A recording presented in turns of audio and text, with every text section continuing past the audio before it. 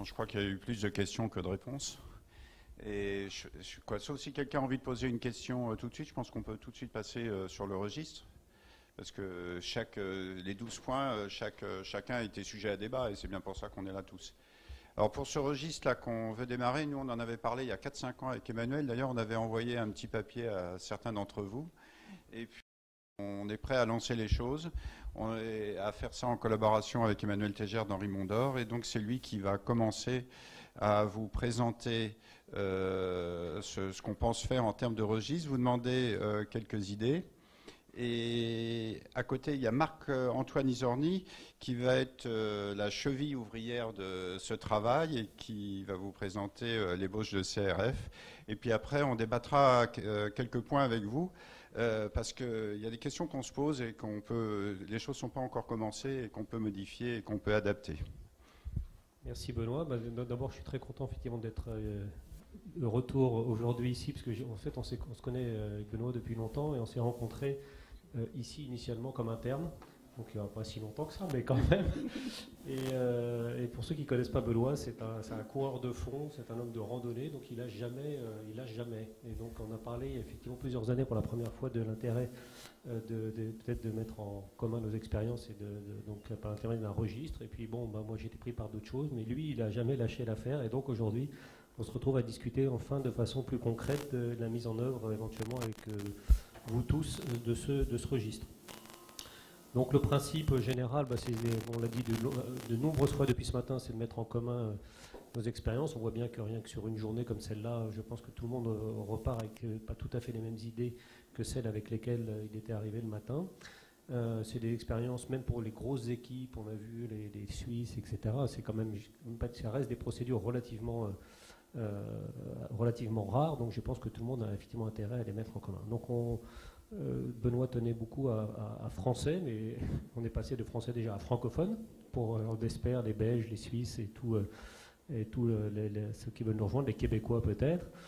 Et puis s'il y a des Allemands, des Anglais ou n'importe qui veut à un moment donné rejoindre ce registre, bien sûr, ça sera tout à fait ouvert. Donc le registre il va être purement observationnel.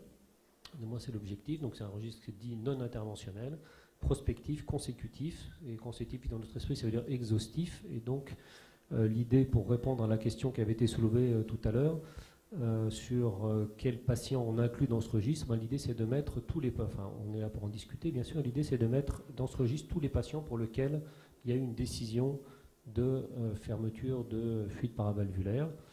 Finalement que cette décision d'ailleurs est conduite à la procédure ou pas et qu'elle est surtout conduite à un échec ou un succès, puisque l'objectif est justement de voir la typologie des patients qui sont inclus et que justement, est-ce que la pratique, peut-être en France, concernant les exclusions des patients chirurgicaux, n'est peut-être pas la même que celle qu'on peut voir dans le reste de l'Europe ou du monde. Donc l'idée, c'est d'inclure l'ensemble des patients pour tous les centres qui souhaitent participer sur une période de 2 ans, avec un suivi, si possible, clinique, au moins de 2 ans pour tous les patients qui ont été mis dans ce registre.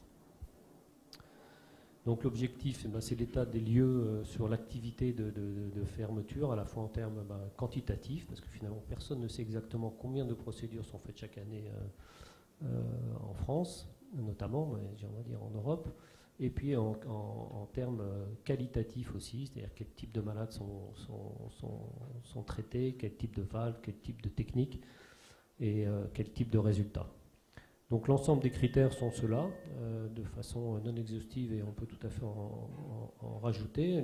L'objectif étant de faire un registre qui soit à la fois simple à renseigner pour que ça ne représente pas une surcharge de travail pour les investigateurs, et qu'en même temps ils permettent d'avoir des renseignements qui nous permettront éventuellement d'aller vers peut-être des recommandations, une espèce de standardisation de certains aspects de la procédure. Donc on va revenir un peu après sur les différents paramètres du CRF, mais l'idée c'est vraiment d'identifier les patients, regarder les stratégies techniques qui ont été utilisées et le matériel également qui a été utilisé, les succès techniques qu'on a différenciés en succès clinique et succès technique. Succès technique étant celui considéré comme étant la mise en place d'une prothèse avec une diminution de la fuite de la valve traitée sans complications périprocédurales.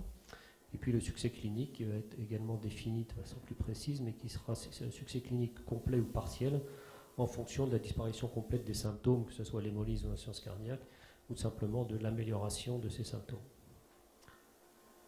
Alors, pour cette partie-là, donc le promoteur qui serait l'hôpital Marine-Anon, où nous sommes aujourd'hui, donc l'unité de recherche et d'innovation, qui est représentée. Alors, Olaf n'est pas là, mais c'est lui qui est là. Ah si, tu viens d'arriver, excuse-moi. Pardon. Donc il dira probablement un mot. Donc on a fait pour l'instant des investigateurs, entre guillemets, une coordination, sachant que le comité scientifique sera constitué par au moins un représentant de chacun des centres participants. Et puis on sera probablement amené à faire, s'il y a beaucoup de centres, faire peut-être un comité de pilotage un tout petit peu plus restreint. Les financements, je passe rapidement, ce n'est pas forcément le moment d'en discuter, mais il y aura un financement bien sûr par l'unité donc, de recherche et d'innovation, puisqu'elle va mettre des moyens pour monitorer et driver ce registre. Et puis bien sûr, on sera amené à se tourner vers les industriels concernés par ces dispositifs pour financer ce registre. Et encore une fois, l'objectif est que ça soit à la fois exhaustif et relativement simple dans les critères à remplir. Donc ça sera un CRF électronique et ça sera monitoré par des attachés de recherche clinique dépendants de Marine-Anon. Je passe sur les aspects légaux, tout ça, c'est pas vraiment le problème. Je vais passer la parole à Marc-Antoine. Merci à vous. Après s'être largement intéressé au fond du problème, je vous propose de faire un travail de synthèse. Comme vous l'avez compris, cette question nécessite un outil d'évaluation et de quantification de cette pratique. Et pour ce faire, nous souhaitons mettre en place un registre. Le cahier des charges est simple, il doit être facile, pragmatique et surtout ne doit pas être une entrave à votre pratique. L'essentiel de cette question peut se résumer en 3 temps. Avant la sélection du patient, donc pendant la procédure et après le suivi. Et l'idéal, l'objectif de ce registre serait de répondre à 3 questions. Quel patient, quelle fuite, quel matériel et bien sûr, quel résultat, quel suivi, quelle mortalité donc. Comme encore une fois, je vais reprendre ce que disait le professeur Tegère, c'est-à-dire qu'il faut bien dissocier 2 choses. On peut être très content de son succès procédural sans pour autant avoir un succès clinique, vous le savez bien mieux que moi. Donc le succès procédural, nous l'avons défini comme l'implantation de la ou de les prothèses avec un résultat échographique qui semblerait satisfaisant. Le succès clinique, donc, c'est tout simplement l'évolution de votre patient, et je ne m'attarderai pas là-dessus. Concernant le patient, l'essentiel de ces éléments ont été abordés dans les différents topos qui m'ont précédé. Les caractéristiques cliniques sont relativement basiques et se limitent à des relevés anthropométriques, l'âge, le sexe, le poids, la taille, vous connaissez tout ça. La valve en question. Parmi les antécédents, il nous semble intéressant de renseigner notamment la BPCO et l'insuffisance rénale chronique, qui sont des facteurs prédictifs indépendants de mortalité. Le nombre de sternotomies est également un élément intéressant. Ensuite, effectivement, il convient de renseigner plus spécifiquement les antécédents chirurgicaux avec des remplacements mono- ou bivalvulaires et le nombre d'interventions sur la valve cible. Concernant la symptomatologie, nous l'avons vu, 2 symptômes prédominent, l'hémolyse et l'insuffisance cardiaque, qui peut être définie et évaluée du point de vue clinique et du point de vue biologique. Nous avons retenu également 2 scores prédictifs. 2, pourquoi 2 ? Parce que l'Euroscore 2 est celui qui est le plus souvent repris. Il est cependant le plus souvent critiqué. Il semblerait qu'il soit un petit peu pessimiste. Le score STS, par contre, semble relativement fiable. La fameuse question, quelles sont les fuites ? L'évaluation sera donc essentiellement échographique. La fraction d'éjection, les diamètres diastoliques et systoliques du ventricule gauche. La PAPS, comme ça nous a été rappelé ce matin. Enfin, les fameuses questions des valves, où sont-elles, quelles sont leurs importances. La procédure en elle-même, nous avons vu, nous avons des pratiques qui diffèrent d'un centre à l'autre. Il me semble intéressant de renseigner quels sont les types d'échographie. Alors, je n'ai pas précisé s'il y avait fusion ou pas, ce sera peut-être quelque chose que nous devons discuter. Ensuite, de point de vue plus spécifique, l'abord, la voie, la technique. Nous savons désormais que la mitrale peut être abordée de différentes façons et par différentes voies. La gaine utilisée, nous l'avons brièvement abordée dans différents topos précédents. Les gaines sont différentes et offrent différents avantages. Enfin, la durée. Il faut bien dissocier les durées de procédure et les durées de fluoroscopie. L'idéal pour chaque procédure, ce serait de définir le nombre de prothèses utilisées et le nombre de prothèses implantées. Vous le savez mieux que moi, ce sont des chiffres qui sont radicalement différents. Enfin, pour chaque prothèse utilisée, quels sont les types et quelles sont les tailles. La procédure peut également conduire à un échec de pose, nous l'avons vu, il faudrait renseigner la cause, elles sont relativement redondantes, ce serait essentiellement la dysfonction de prothèse, le défaut de pose embolisation ou tout simplement une fuite majorée, résiduelle, modérée ou sévère, les complications que vous connaissez, hémorragiques ou ischémiques. Enfin, pour le suivi et pour l'évaluation de la morbimortalité, la durée d'hospitalisation en service de réanimation et en unité d'hospitalisation classique semble essentielle. Le suivi sera donc essentiellement clinique, avec l'évaluation de la dyspnée stade 4, selon la NYHA, les critères paracliniques, le BNP simple et l'hémoglobinémie, ainsi qu'une échographie cardiaque et qu'une quantification de la fuite, bien qu'elle semble relativement difficile. Enfin, les périodes de suivi que nous suggérons seraient 1 mois, 1 an et 2 ans. Je précise que tous ces points sont à discuter. Nous sommes ici pour recueillir vos ressentiments et sont amenés à être évolués par la suite. Je précise enfin que tous ces éléments peuvent être repris directement avec moi-même, que si vous avez la moindre question, si vous avez le moindre problème, je serai joignable aux coordonnées qui figurent ici et je me ferai un plaisir de vous aider. Voilà, merci.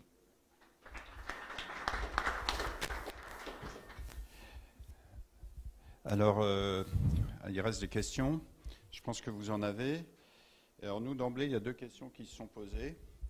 La première, c'est tous les gens qui ont envie de participer à ce registre, ils peuvent se signaler dès aujourd'hui, qu'on commence le travail ensemble, qu'on commence à vous envoyer tous les documents au fur et à mesure.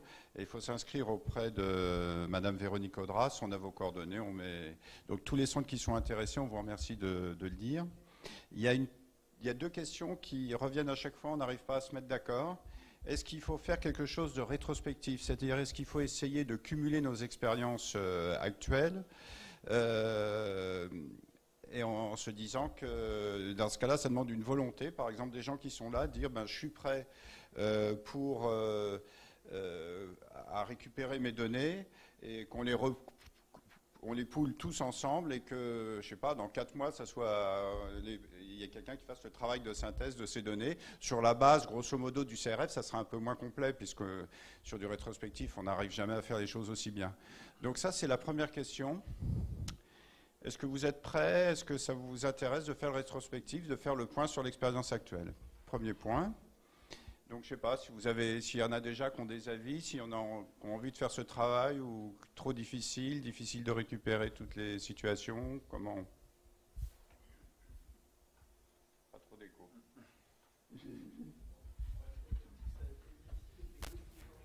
Ah bah oui, c'est bien. Parce qu'il y en a beaucoup qui sont suffisamment bien organisés pour être exhaustifs dans leur procédure. En tout cas, moi non. Surtout, je me mêle de ce qui ne me regarde pas, mais il y a beaucoup de proctors, et quand ils vont faire des patients à Grenoble, en Afrique du Sud, etc., tu n'auras pas les données. Donc, ouais, mais bon.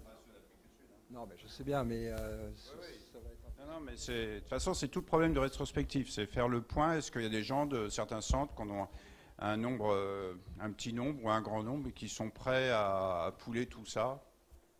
Est-ce qu'on connaît à peu près le nombre par centre en France de procédures faites?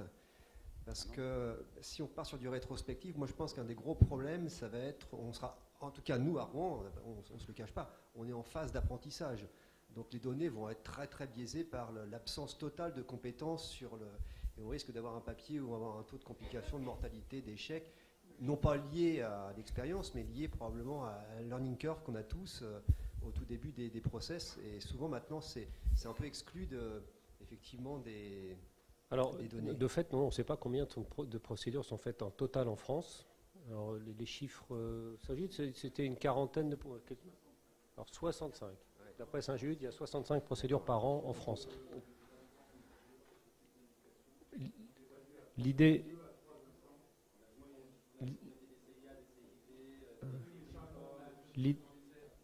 Juste pour compléter, l'idée du rétrospectif, c'était les centres qui peuvent donner leurs données les donnent, on les poule, et ce serait juste pour orienter éventuellement un petit peu différemment le CRF du prospectif. Parce que je ne pense pas qu'on en fera grand-chose. Ça, on va retrouver sur les séries où il y a un peu de tout, des gens qui démarrent, des gens qui ont démarré il y a très longtemps, donc les techniques ont évolué. Donc je ne pense pas que ça aura vraiment un intérêt potentiellement même publicatoire. Par contre, ça permettra peut-être de modifier un tout petit peu la façon dont on va recueillir les données pour le prospectif. Je sais pas si... De façon complémentaire aussi, même si effectivement dans la littérature il n'est rapporté que les succès de procédure, Donc de toute façon, c'est bien d'avoir au moins, nous, même si on ne le publie pas forcément, j'en sais rien, mais il faudrait presque, mais avoir au moins l'expérience initiale et savoir quels sont les taux réels de succès et d'échec dans la vraie vie actuellement, même si on sait probablement qu'on va s'améliorer avec le temps. Et je pense que ça servirait pour deux choses. Un, l'année prochaine, si on fait une nouvelle réunion, eh bien, au moins on aurait des données croustillantes, entre guillemets, à donner, à vous dire, bah voilà, en 10 ans en France, on a mis tant de prothèses, on a mis, voilà qu'est-ce qu'on a fait. Donc ça donnerait vraiment entre guillemets, des données à présenter, pas juste des case reports. Et puis honnêtement, dans chaque centre, on en a quand même, ça se compte sur les doigts d'une main, les nombres de procédures, à part peut-être dans des très grands centres qui ont une grande expérience. Donc je pense qu'honnêtement, on a tous en mémoire l'image écho avec le nom du patient, et donc je pense qu'on peut arriver à retrouver les cas comme ça de façon rétrospective. Enfin, moi je sais ce qu'on a fait. Ce qu'on n'a pas fait, c'est-à-dire Ah, non, mais là sur le rétrospectif, on prendrait que les patients qui ont eu une fermeture effective, quoi. Voilà. Donc moi je pense, voilà. Et en plus ça donnerait, la troisième argument, ce serait ensuite avec le prospectif d'avoir un élément de comparaison, par exemple de dire aussi effectivement on s'est amélioré, voilà quel était notre taux de succès avant et voilà maintenant qu'est-ce que c'est. Il y a un élément qui est à prendre en compte, notamment au succès rétrospectif, c'est les opérateurs qui sont en salle, donc en fonction c'est un chirurgien, etc., et notamment leur expérience. Il y a pas la même chose de faire une première procédure dans un centre où personne n'a déjà fait, dans un centre où il y a un procteur qui a déjà fait.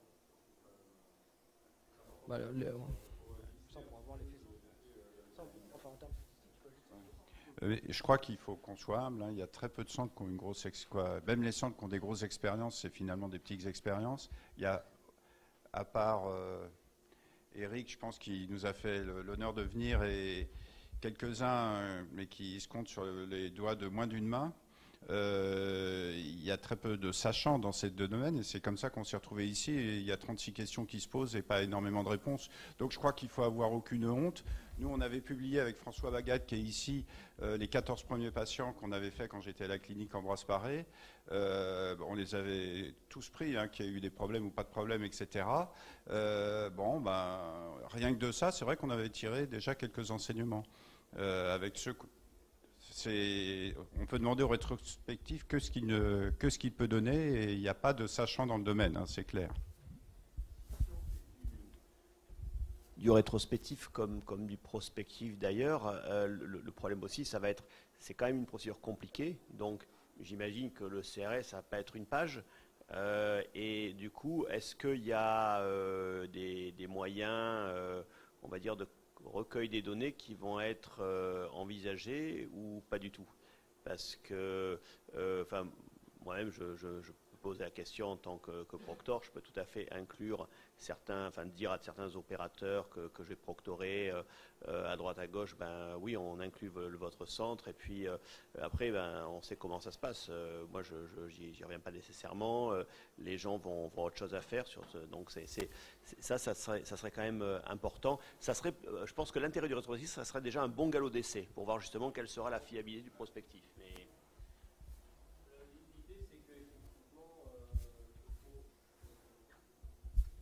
Je pense, dans le budget de l'étude qui n'est pas encore fait, à ma connaissance, il faut tenir compte de ça. C'est-à-dire, si on dit aux gens, vous ressortez au moins votre listing de patients, mais on envoie quelqu'un chez vous qui va dépioter le dossier avec vous, qui va remplir les CRF en disant le nombre de guides, le nombre de machins, c'est pas la même chose que de demander à quelqu'un, une fois qu'il a fini sa journée, de se remettre devant son ordinateur. Donc je pense qu'effectivement, si on veut...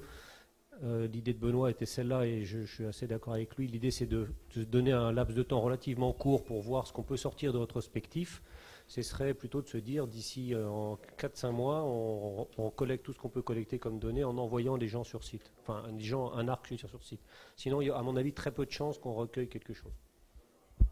Moi, je trouve rétrospectif, c'est très intéressant. Effectivement, pour se comparer, c'est un début. Et en attendant l'année prochaine, un truc... il y a très peu de procédures par centre. Nous, je crois qu'on a 2 ou 3 maximum. Mais vous remontez combien de temps dans le temps rétrospectif? C'est 20 ans, 30 ans pour vous? C'est l'année dernière? Alors, moi je vais te dire, quand on a fait avec François Bagat, nous il se trouve qu'on avait fait, quand j'étais à la clinique Ambroise Paré, en 1994. Alors ça, on a tout perdu. D'abord, ça a été un peu exceptionnel. Ils avaient mis 2 coils poilus dans une fuite paraprothétique mitrale, ça fuyait toujours la rage. Mais n'empêche que ce cas initial nous a permis de dire qu'on pouvait aller mettre quelque chose à cet endroit-là. Donc tout ça pour dire que celui-là, il n'y sera pas parce que je n'ai jamais rien retrouvé. Depuis, tout est fiché. Donc moi, on fiche. Donc les patients sont très faciles à retrouver. Il y a une partie qui a déjà été complètement traitée. Et je pense que on peut dire, on peut mettre une date. On peut dire à partir de 2005. Je crois qu'avant 2005, les cas ont été totalement exceptionnels. C'est tout de même bien la progression de l'imagerie et la multiplication des prothèses qui font qu'on envisage ce genre de procédure. Avant 2005, je pense que c'est totalement exceptionnel. À ma connaissance, il n'y en a pas eu beaucoup. Pour moi, peut-être c'est plus facile à distance de vous donner quelques points. Je pense que, disons, ce que vous avez en France, qui est quand même une certaine force, c'est que vous avez publié des registres qui ont été dans les plus grands journaux. Donc vous avez une certaine force et les gens, disons, la communauté scientifique vous respecte pour ça.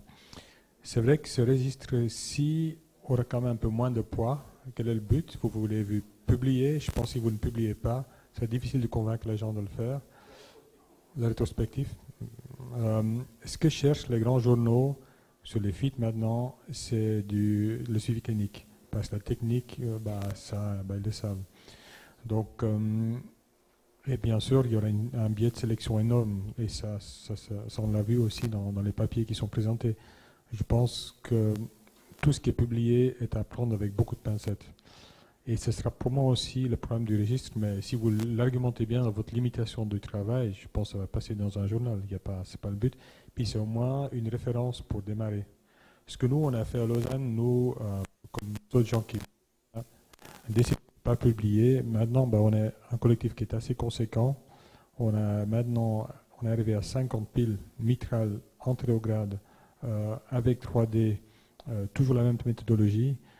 Et ça, on va mettre ensemble et publier. Personnellement, je pense que j'arrive à 90 procédures, surtout ces années. Et puis, ça n'a pas de valeur, honnêtement, de publier ça. Donc, ce que nous, on va publier, c'est nos 50 mitrales avec le suivi clinique. Mais je pense que ce qui est quand même le poids de votre travail, l'important, c'est de faire quelque chose de prospectif. Parce que ça, ce sera nouveau. Personne n'a fait du prospectif sur les fuites.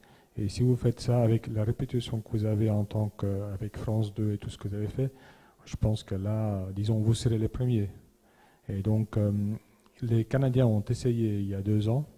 J'avais reçu un mail un jour, parce qu'ils en font pas mal aussi au Canada, mais ça ne s'est jamais concrétisé. Donc, peut-être aussi voir avec les Canadiens, parce qu'ils en font pas mal. En Belgique, il n'y a quasi pas. Je sais, j'ai été quelques fois là-bas. Pas beaucoup. Donc, à voir. Mais je pense que le poids, il faut mettre vos efforts dans le prospectif. Et le chirurgical, vous y venez, ça c'est essentiel, oui. Alors, juste un point là, avant de passer sur la question chirurgicale. Là, je pense que pour le registre prospectif, un centre qui dit qu'il s'y met, qui se met un patient dans le registre, c'est pas par opérateur, c'est par centre. Et le centre, il les met tous. Parce que c'est comme ça, que sinon on va avoir des biais. Si, je parle pour toi, Alain, un peu la question que tu as soulevée. Tu vas dans un centre, s'ils mettent le patient qu'ils ont fait avec toi et puis qu'ils ne mettent pas celui d'après, non. C'est un centre, il faut qu'il ait la volonté d'être dedans, parce que sinon on va tomber dans tous les biais qu'on vient de citer. Donc la règle du jeu, c'est que si on se met dans le registre, c'est qu'on met tous les patients. À partir du moment où on a décidé de lui fermer sa fuite, il est mis dans il est dans le registre.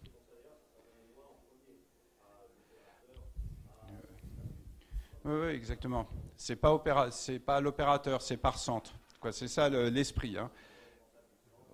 Voilà.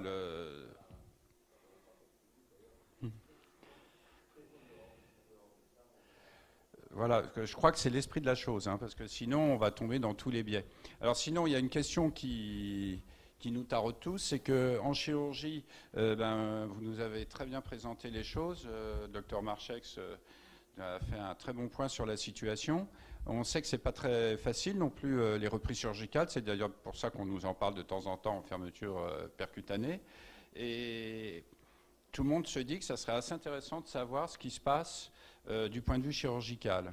Alors ici, on a la chance d'avoir des chirurgiens, mais aussi Olaf Mercier, qui est responsable actuellement de... Vas-y, dis ta situation actuelle, et ça donne des possibilités. Bonjour, je suis responsable, mais pas coupable, de la recherche et de l'innovation à Marie-Lannelongue. Et quand Benoît m'a parlé de ce projet, je lui ai dit c'est très bien. Nous, on a l'expérience de tous nos traitements endovasculaires et interventionnels en chirurgie vasculaire, mais aussi thoracique. Et je lui ai posé la question en disant mais quels sont les résultats des corrections des fuites valvulaires en chirurgie, puisque on se pose là comme une alternative, si j'ai bien compris. Non, plutôt comme un recours pour les patients non chirurgicaux. Je pense que c'est plutôt ça la cible. Justement, mais si ça marche pour les patients non chirurgicaux, pourquoi ça ne marcherait pas pour les patients chirurgicaux? Non, mais possiblement, mais en règle générale, c'est des patients à haut risque chirurgical, mais bien sûr, c'est la question. C'est la question qui suit. Donc, si vous voulez faire un travail prospectif qui va coûter de l'énergie, forcément, de la sueur, du travail, et que à la suite de ce travail, on dit c'est parfait, c'est super, vous avez une belle photographie de tous les traitements que vous faites, mais si vous le mettez dans le contexte, mais maintenant on fait quoi? On voit que ça marche, c'est pas mal. Votre étude prospective a montré que c'était bien. Mais maintenant, on en fait quoi? On le fait on le fait à la place de la chirurgie, ou quand ça reste inopérable, ou quels sont les meilleurs cas de l'un, les meilleurs cas de l'autre? Parce qu'en chirurgie, il y a des gros succès, puis il y a des échecs aussi. Quand est-ce qu'on choisit telle technique?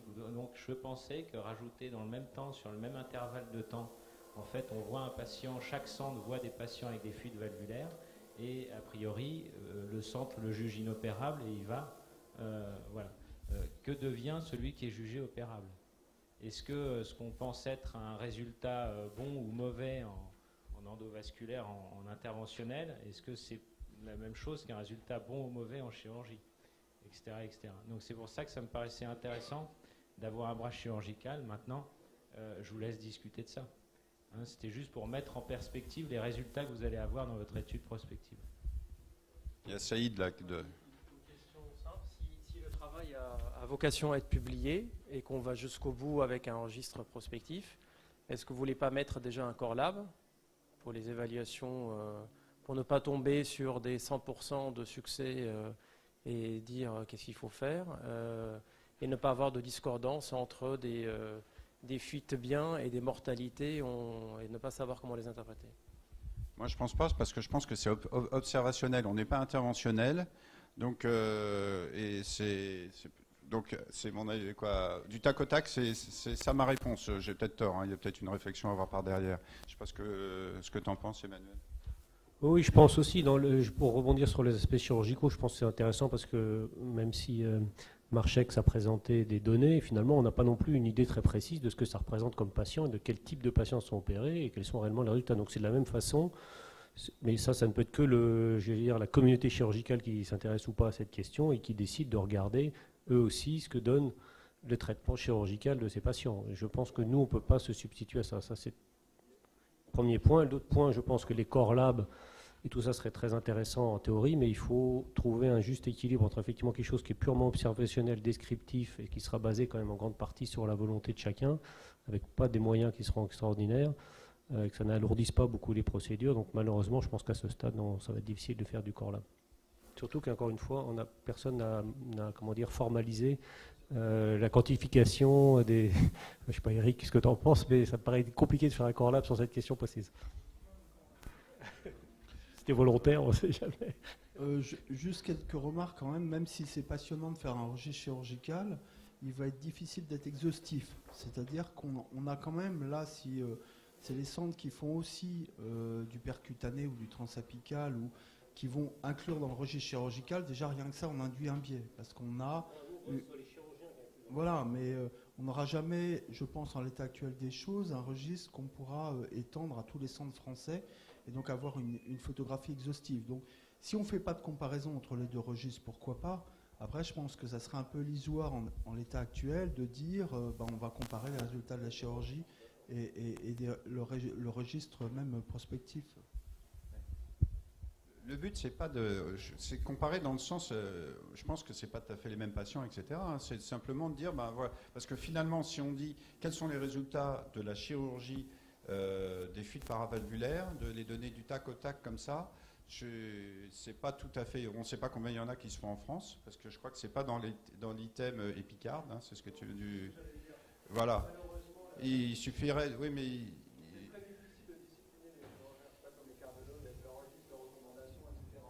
totalement illusoire d'envisager un truc prospectif sur les flux rétrospectifs parce qu'aucun centre ne va répondre.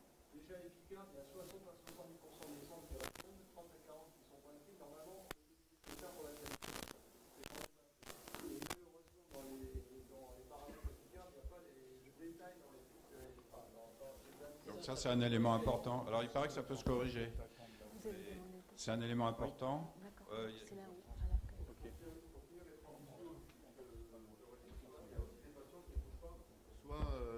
Soit chirurgicalement, soit par voie percutanée, soit parce que la fente, le trou n'a pas la bonne forme et qu'on ne peut pas le faire par voie percutanée, soit parce qu'il est trop lourd pour être opéré. Est-ce que ça vaut vraiment le coup de leur fermer la fuite lorsqu'on a une petite hémolyse et qu'on est transfusé une fois tous les 6 mois, une fois tous les ans? Voilà. Est-ce qu'on ne peut pas faire un registre ambitieux, soit médical, soit percutané? Les centres qui veulent s'investir s'investissent, c'est que du descriptif, ça ne peut pas être exhaustif sur toute la France, et puis on voit ce qui sort, quoi. Voilà, c'était une réflexion. N'oubliez pas le traitement médical.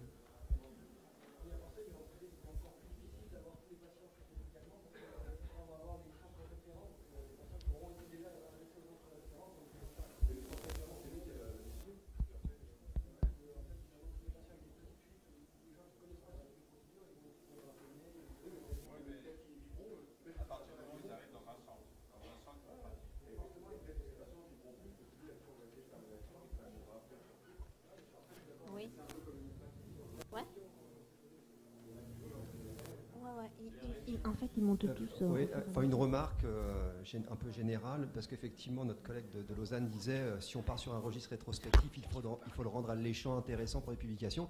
Est-ce que essayer de faire, comme on a tous très peu de malades par centre, 2-3 à Rouen par exemple, est-ce qu'on ne pourrait pas y mettre aussi 2-3 malades qui ont été opérés pour une fuite paraprothétique et à ce moment-là faire un registre rétrospectif sur les deux aspects? Je suis persuadé qu'on va trouver des choses relativement intéressantes, même si les malades sont assez hétérogènes. Moi, je vais vous dire, les malades qui sont sélectionnés à Rouen, Pierre est là au staff, en général, le chirurgien pourrait y aller, mais n'a pas trop envie d'y aller, donc il demande toujours l'avis à un centre expert. Et puis le centre expert nous dit, on peut y aller, mais on n'est pas certain, on vous redresse le malade. Et puis finalement, on discute en interne, mais on sent bien qu'il n'y a pas de réelle contre-indication pour l'un ou pour l'autre, sauf que le malade est effectivement très, très, très, très grave.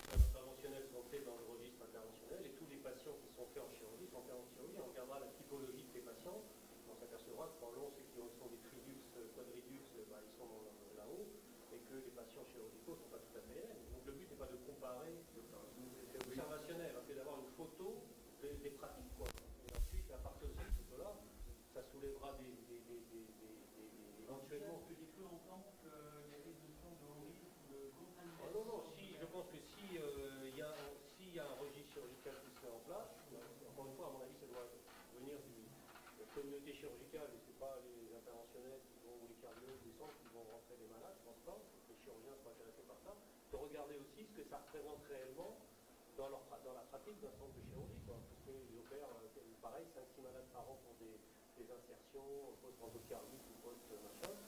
Voilà, et moi je pense que c'est intéressant parce que finalement on a des données très floues. Hein, je veux dire, moi je suis chirurgien,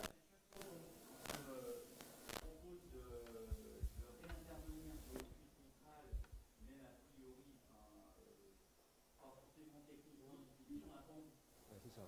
Et si le cardiologue dit, moi je veux bien fermer, Tout à fait, c'est exactement ça.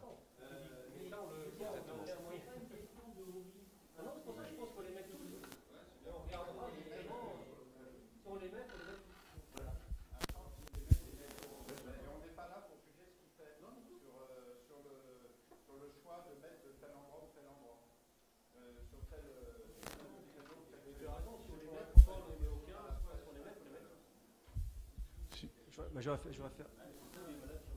Si on se réfère au TAVI, ça s'est développé comme ça spontanément à partir du choix des staffs. On dit ce malade-là, il faudrait mieux lui faire un TAVI, l'autre on peut l'opérer.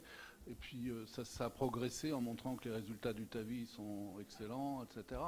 Donc, vous connaissez les résultats non, du traitement valvulaire antichirurgical, oui, mais si, il y a eu déjà des publications de fait sur les réinterventions, ça, on peut l'évaluer, hein, c'est pas difficile, mais c'est-à-dire qu'il y a tout type de malades. Tu as des malades, si c'est une faute technique d'insertion une valve qui se désinsère pour un problème technique, c'est plutôt facile, ça à réparer. Si c'est un malade opéré X fois qui n'a plus d'orifice annulaire sur la mitrale et qui désinsère pour la 4e fois, c'est pas du tout la même chose. Là, le risque est bien plus important. Puis, ce qui compte aussi, c'est le risque de récidive de fuite, parce qu'il n'y a pas que la survie qui compte. La récidive d'une fuite, ça peut être 4-5 ans plus tard, peut-être ça sera la même chose avec la procédure percutanée, j'en sais rien, mais les orifices se distendent parce qu'il n'y a plus de structure fibreuse et ça se désinsère à nouveau. Il y a des malades qui se désinsèrent une valve 20 ans après la mise en place d'une valve. Pendant 20 ans, ils ont une valve qui est parfaitement insérée, qui se désinsère 20 ans plus tard, on ne sait pas pourquoi. Donc tout est possible. Donc là, je pense que la technique que vous proposez, si elle marche, elle prendra le dessus sur les réinterventions chez des malades multi-opérés. Je crois que c'est pour pas compliquer les choses, non? Une question qui n'est plus du tout d'ordre scientifique, mais purement éthique. Simplement, je suis ancien président d'un CPP.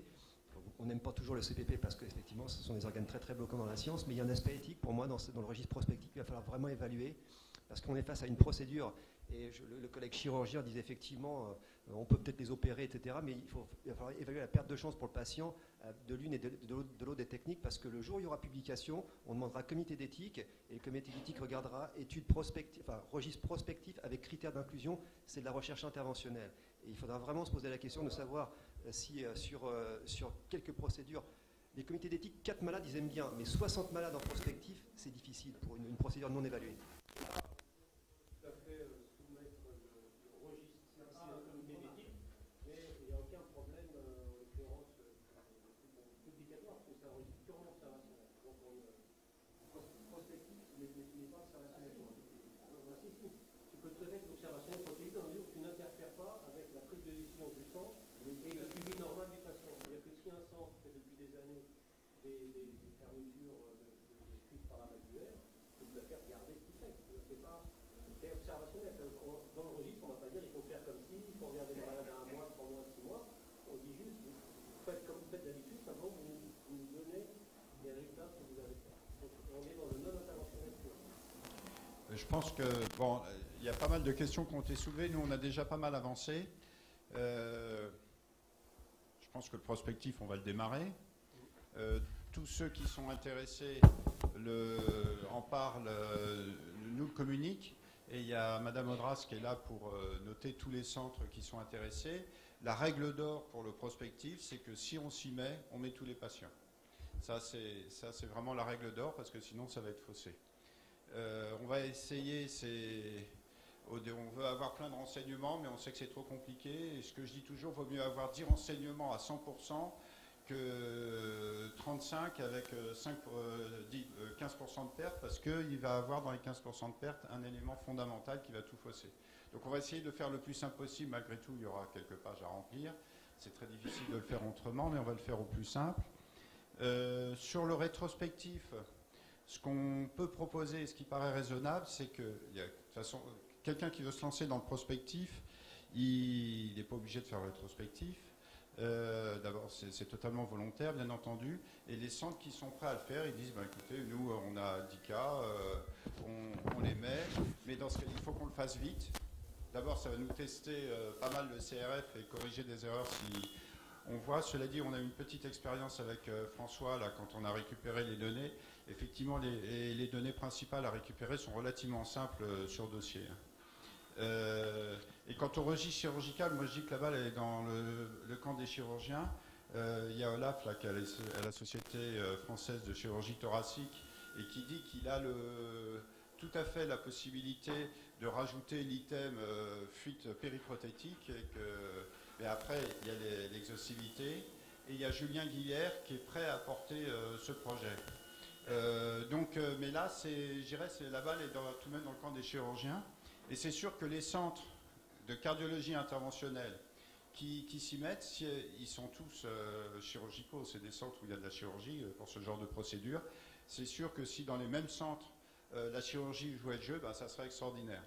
Mais nous, on ne va pas pouvoir aller chercher les données chirurgicales, et donc je crois que la balle est vraiment dans votre camp à ce niveau-là, et ça serait extrêmement souhaitable. Patients médicaux en plus, alors ça serait le summum, mais je pense que on peut toujours faire un listing, dire il y a eu des médicaux, savoir s'ils sont morts à 2 ans, etc. C'est l'idéal, mais est-ce que c'est pas un peu trop ambitieux? En tout cas, vous nous avez donné toutes ces idées, on fait au mieux, et on essaye d'aller au plus vite, on voudrait démarrer très vite, parce que c'est comme ça que les choses avancent. On a lancé les choses et on va essayer de conclure au plus vite.